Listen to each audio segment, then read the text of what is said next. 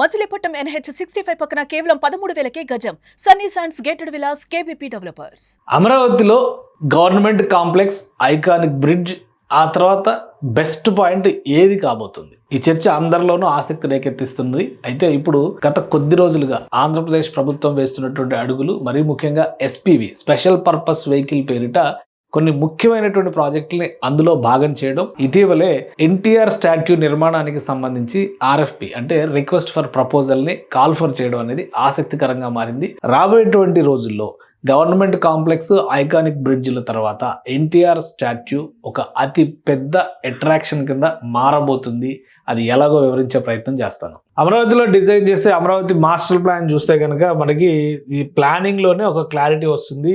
ఈ ప్లానింగ్ క్లారిటీలో తెలుసుకోవాల్సినటువంటి రెండు విషయాలు ఏంటంటే, ఇటువైపు కృష్ణా నది తీరాన ఈ కోస్టల్ బెల్ట్ మొత్తాన్ని కూడా ఒక అద్భుతమైన రిక్రియేషన్ జోన్గా ఎలా అయితే డిజైన్ చేయాలని చెప్పని రాష్ట్ర ప్రభుత్వం భావించిందో, అదే తరహాలో ఇటు సైడ్ ఉన్నటువంటి దక్షిణ భాగంలో కూడా ఇటువైపు ఎయిర్పోర్ట్ వస్తుందని చెప్పని ఒక అంచనా ఉంది. ఇంకా క్లారిటీ రాలేదు. బట్ అమరావతి మాస్టర్ ప్లాన్లో భాగంగా వచ్చినటువంటి ఈ దక్షిణ భాగంలో నీరుకొండ దగ్గర ఏర్పడినటువంటి, అది సహజ సిద్ధమైనటువంటి సరస్సు కూడా కాదు, మ్యాన్ మేడ్ సరస్సు కిందే దాన్ని చెప్తారు. అక్కడ ఏర్పడినటువంటి ఒక కొండ పైన 300 అడుగుల ఎత్తులో ఉన్నటువంటి కొండపైన మరొక 300 అడుగుల ఎత్తులో NTR స్టాట్యూ.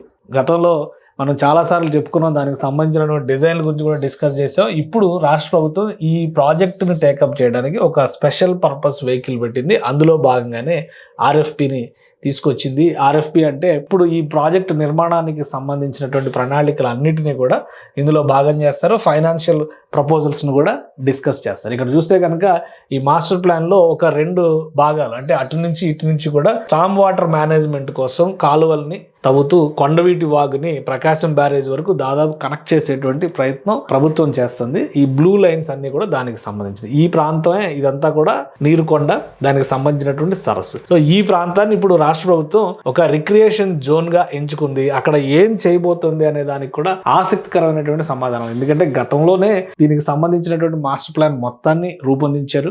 కానీ అమలు చేసేటువంటి క్రమంలో 2019లో ప్రభుత్వం మారడం, ప్రణాళికలన్నీ తలకిందులవడం, అమరావతి అటకెక్కడం అన్ని వరుసగా జరిగిపోయింది. ఇప్పుడు ఎన్టీ రామారావుకు సంబంధించి ఆ రోజు అనుకున్నటువంటి ప్రణాళికనే మరోసారి దుమ్ము దులిపి RFPకి రాష్ట్ర ప్రభుత్వం కాల్ఫర్ చేసింది. దీని ప్రకారం చూస్తే కనుక మెయిన్ మోడల్ ఈ విధంగా ఉంటుంది చూసేటువంటి వాళ్ళకి. సో ఇది నీరుకొండకు సంబంధించినటువంటి ఊహాచిత్రం. ఈ కొండ ఎత్తు ఇక్కడ అంచనా వేసిన దాని ప్రకారం 300 అడుగులు ఉంటుందని చెప్పని అనుకున్నారు. అలానే ఈ 300 అడుగులకి సంబంధించినటువంటి ఈ బేస్మెంట్, ఇక్కడ నుంచి ఒక బేస్మెంట్ తయారు చేసుకుంటారు. ఈ బేస్మెంటే ఒక 100 అడుగుల వరకు ఉంటుందని చెప్పని లెక్కేసుకున్నారు. ఇక ఎన్టీ రామారావు గారి స్టాట్యూ చూస్తే కనుక ఇది ఒక 200 అడుగుల ఎత్తు వరకు అంచనా, అంటే మొత్తం కలిపి 600 అడుగుల ఎత్తులో ఎన్టీ రామారావు గారి విగ్రహం కనబడేటువంటి అవకాశం ఉంటుంది. దీనికి సంబంధించినటువంటి డిజైన్స్ అన్ని కూడా గతంలోనే డ్రాఫ్ట్ చేశారు. ఆ డిజైన్స్ ఒకసారి మనం గమనించి చూస్తే ఇప్పుడు ప్రభుత్వం చేస్తున్నదంతా కూడా దాని వైబిలిటీ అప్పటికి ఇప్పటికీ కాస్ట్ ఎఫెక్టివ్, అంటే చాలా వరకు ఎక్స్పెండిచర్ విషయంలో మార్పులు చేర్పులు వస్తాయి. కాబట్టి ఈ డిజైన్స్ని మళ్ళీ యథాతథంగా అమలు చేయాలంటే ఎంత ఖర్చు అవుతుందనే దానికోసమే ఈ రిక్వెస్ట్ ఫర్ ప్రపోజల్స్ అన్ని, RFPలన్నీ కూడా కాల్ఫర్ చేశారు. అప్పట్లో వేసినటువంటి డ్రాయింగ్స్ ఇవి. NTR స్టాట్యూ పైన ఏ విధంగా ఉంటుందో దాన్ని చూపించేటువంటి దృశ్యాలు. ఓవరాల్ ఏరియల్ వ్యూ అనమాట. NTR స్టాట్యూ దగ్గర నుంచి చూస్తే అమరావతి ఏ విధంగా కనబడుతుంది, ఎందుకంటే ఇది అమరావతికి అభిముఖంగా చేసినటువంటి డిజైన్. మనం ఒకసారి మాస్టర్ ప్లాన్లో చూస్తే కనుక ఇది ప్రపంచంలోనే ఉన్నటువంటి అనేక ఎత్తైనటువంటి స్టాట్యూస్ లిస్టుని కనుక చూసినా, దేశంలో ఉన్నటువంటి ఎత్తైనటువంటి విగ్రహాల జాబితాను చూసినా కానీ ఈ 600 అడుగుల ఎత్తులో ఉండేటువంటి విగ్రహం ఖచ్చితంగా టాప్ లిస్ట్లో నిలిచేటువంటి ఒక మాన్యుమెంట్గా మారుతుందని చెప్పని రాష్ట్ర ప్రభుత్వం అప్పట్లోనే అంచనా వేసింది. దేశంలో అతిపెద్ద విగ్రహాలు స్టాట్యూ ఆఫ్ యూనిటీ కానీ, స్టాట్యూ ఆఫ్ తర్వాత ఇది ఛత్రపతి శివాజీ విగ్రహం కానీ, హైదరాబాద్లో నిర్మించినటువంటి 125 అడుగుల అంబేద్కర్ విగ్రహం కానీ, ఇవన్నిటిని కూడా కంపేర్ చేస్తూ ఆ రోజుల్లోనే చేసినటువంటి ప్రణాళిక ఇది. సో అమరావతి నగర స్వరూపం ఇలా కనిపిస్తూ ఉంటుంది అక్కడి నుంచి చూసేటువంటి వాళ్ళకనే ఉద్దేశంతో రాష్ట్ర ప్రభుత్వం ఈ మోడల్ని, అంటే ఇక్కడ పెట్టినటువంటి రహదారి వ్యవస్థను కూడా మనం ఒకసారి గమనించాలి. సైట్ డివిజన్ని ఒకసారి మనం చూస్తే కనుక ఈ మాస్టర్ ప్లాన్లో రూపొందించినటువంటి రహదారి వ్యవస్థ కూడా దానికి అభిముఖంగా వస్తుంది అనేటువంటి సంకేతాలు చాలా స్పష్టంగా ఆ రోజే రాష్ట్ర ప్రభుత్వం ప్లాన్ చేసింది. మీరు ఒకసారి ఈ వీడియోలో చూస్తే కూడా అర్థమవుతుంది అనమాట. సో ఎంటర్ అయిన తర్వాత అక్కడికి వెళ్ళేటువంటి మార్గం ఖచ్చితంగా రహదారి మార్గం కాదు, వాటర్ వేస్లోనే వెళ్లాల్సి ఉంటుంది. అక్కడ జెట్టీలను ఆపరేట్ చేస్తారు. ఇంటర్నేషనల్ స్టాండర్డ్స్తో ఉండేటువంటి స్టీమర్ బోట్స్ని కూడా అక్కడ అరేంజ్ చేసేటువంటి ప్రణాళికని సిద్ధం చేశారు. వాటితో పాటు వచ్చేటువంటి టూరిస్టులకి ఒక మధురమైనటువంటి అనుభూతి ఉండేలాగా తెలుగు జాతి సంస్కృతి, చరిత్ర, అలానే మన హాస్పిటాలిటీ, ఆతిథ్యం ఏ విధంగా ఇస్తాం వాటికి సంబంధించినటువంటి ప్రణాళికలను కూడా రూపొందించారు. ఒకసారి ఈ మ్యాప్ చూస్తే కనుక ఇక్కడ ఉండేటువంటి అట్రాక్షన్స్ లిస్ట్ ఆ రోజే రాష్ట్ర ప్రభుత్వం డిజైన్ చేసింది. ఇందులో వచ్చేటువంటి అట్రాక్షన్స్ విషయంలో మెయిన్ జెట్టి అంటే ల్యాండ్ అయ్యేటువంటి వాళ్ళందరూ కూడా బోట్స్లోనే ఉంటారు కాబట్టి ఈ జెట్టి టాప్ ప్రయారిటీ ఉంటుంది. అలానే ఫనిక్యులర్ స్టేషన్ అంటే డిఫరెంట్ రైల్వే స్టేషన్ అన్నమాట. ఇది రైల్ ట్రాక్ మీద వెళ్తుంది, కానీ ఎలా అంటే ఆ ట్రాక్ని ఒక లిఫ్ట్ తీసుకెళ్తున్నట్టుగా ఉంటుంది. దాని డిజైన్స్ కూడా ఇందులో ఉన్నాయి.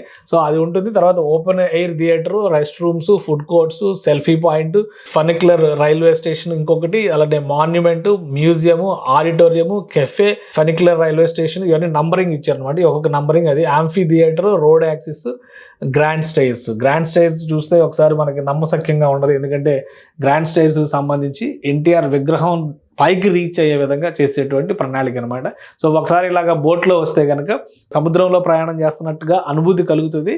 ఈ కొండపైకి ఎక్కేటువంటి మార్గంలోనే ఈ ఫనిక్యులర్ ట్రైన్ సిస్టమ్స్ని పెట్టారు. ఎందుకంటే ఎక్కలేనటువంటి వాళ్ళు కూడా చాలామంది ఉంటారు కాబట్టి, ప్లస్ రకరకాల సమస్యలు కూడా ఉండొచ్చు. ఆ దృష్టిలో పెట్టుకొని ఒకటి రహదారి మార్గం, మెట్ల మార్గం ఉంటుంది. వాటితో పాటు ఈ ఫనిక్యులర్ ట్రైన్స్, ఈ యాంఫీ థియేటర్స్ కూడా ప్రత్యేకంగా డిజైన్ చేశారు. దీన్నే ఫనిక్యులర్ ట్రైన్స్ అని చెప్పని చెప్తున్నారు.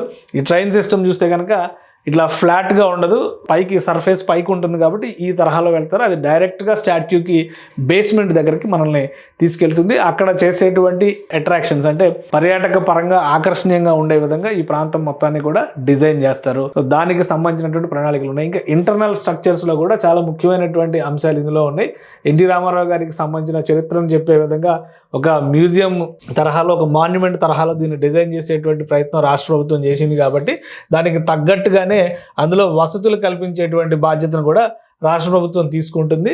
ఆ ప్రణాళికను కూడా అప్పట్లోనే ఆవిష్కరించారు. ఒకసారి మనం దానిలో ఉన్నటువంటి డీటెయిల్స్ చూస్తే మొత్తం ఒక 6 అంతస్తుల బిల్డింగ్గా కనిపిస్తుంది. ఒక బిల్డింగ్ రూపంలో దీన్ని కనుక మనం గమనించి చూస్తే ఒక 6 అంతస్తుల బిల్డింగ్గా కనిపిస్తుంది.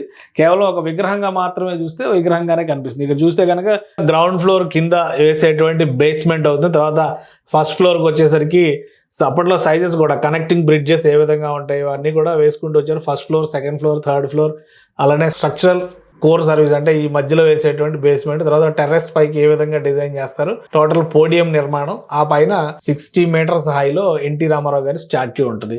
సో ఇది మొత్తం అప్పుడు వేసినటువంటి ప్లాన్. ఈ ప్లాన్కి తగ్గట్టుగానే డిజైన్స్ కనుక ఒకవేళ అప్డేట్ చేస్తే, అంటే ఇప్పుడు ఉన్నటువంటి టెక్నాలజీ ఇంకా అప్గ్రేడ్ అయి ఉంటుంది కాబట్టి ఈ టెక్నాలజీకి తగ్గట్టుగా మారిస్తే దీని ఫైనాన్షియల్ ఎస్టిమేషన్స్ ఏ విధంగా మారుతాయి అనేది కూడా చాలా ముఖ్యమైనటువంటి అంశం. అంటే ప్రతి ఫ్లోర్లో కూడా ఒక స్పెషల్ అట్రాక్షన్ ఉంటుంది. తెలుగు జాతి సంస్కృతి, ఎన్టీ రామారావు గారి చరిత్ర, ఆయన రాజకీయ జీవితం, ఆయన సినిమా జీవితం, వాటికి సంబంధించినటువంటి డాక్యుమెంటరీస్, అలానే ఒక పెద్ద కన్వెన్షన్ సెంటర్, అక్కడ మీటింగ్ హాల్స్, ఇవన్నీ కూడా ఏర్పాటు చేసేటువంటిది. ప్రతిదీ కూడా ఇక్కడ పాయింట్ టు పాయింట్ ఆడిటోరియం ఏ విధంగా ఉంటుంది, లాబీ ఏ విధంగా ఉంటాయి, ఇవన్నీ కూడా సెకండ్ ఫ్లోర్లో వచ్చేటువంటివి. అలానే NTR's vision, role, national temporary art gallery, so ఇవన్నిటినీ కంపోజిట్ చేస్తూనే ఒక డిజైన్ని రూపొందించారు. కానీ ఇప్పుడు జరుగుతున్నటువంటి పరిణామం ఏంటంటే ఈ గత 5 ఏళ్లలో ఎక్స్పెండిచర్ పెరిగింది, ఎస్టిమేషన్స్ పెరిగినాయి, వీటిని ఏ విధంగా నిర్మించాలి ఇవన్నీ కూడా ముందు దృష్టిలో పెట్టుకొని రాష్ట్ర ప్రభుత్వం ఒక కీలకమైన నిర్ణయం తీసుకుంది. అదేంటంటే ఎస్పీవి అంటే స్పెషల్ పర్పస్ వెహికల్ కింద కొన్ని అంశాలను ఇందులో పొందుపరిచింది. వాటిలో ఒక 7-8 అంశాలు ఉన్నాయి.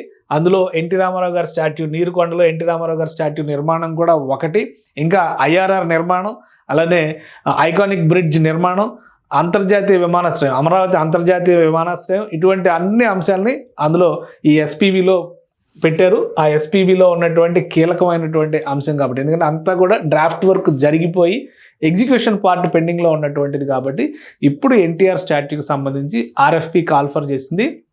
ఇంట్రెస్ట్ ఉన్నటువంటి సంస్థల ప్రతిపాదనలు ఇందులో పార్టిసిపేట్ చేస్తారు. వాళ్ళు ఇచ్చేటువంటి ప్రతిపాదనల్ని ఏపీసీఆర్డీఏ పరిశీలిస్తుంది. వాటిని స్క్రూటినీ చేసిన తర్వాత రాష్ట్ర ప్రభుత్వ అనుమతితో నిర్మాణ ప్రక్రియకు కావాల్సినటువంటి ప్రణాళికని ఆవిష్కరిస్తుంది. కాబట్టి రాబోయేటువంటి రోజుల్లో మాస్టర్ ప్లాన్ గురించి పదే చెప్తూ వచ్చారు కాబట్టి మాస్టర్ ప్లాన్లో సెకండ్ పార్ట్ అంటే అవతలి పోర్షన్ అంతా రెడీగా ఉంది అనేటువంటి అభిప్రాయం వస్తుంది. కాబట్టి ఈ అవతలి పార్ట్లో ఉన్నటువంటి డిజైన్స్ ఏవైతే ఉన్నాయో వీటన్నిటిని ఇంటర్లింక్ చేస్తూ చేసేటువంటి ఒక ప్రణాళికని అతి త్వరలో రాష్ట్ర ప్రభుత్వం అమలు చేయబోతుంది.